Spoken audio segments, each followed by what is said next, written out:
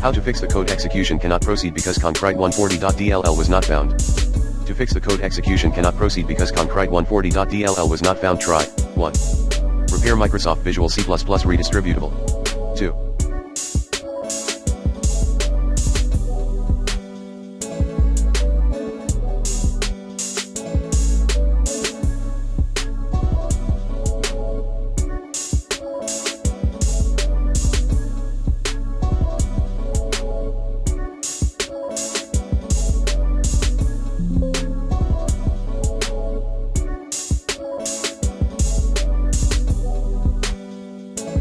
Re-register CONCRT140.dll file.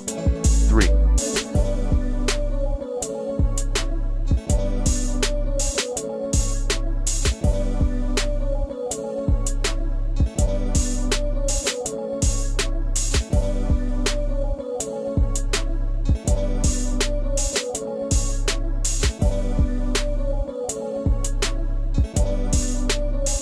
Perform system restore.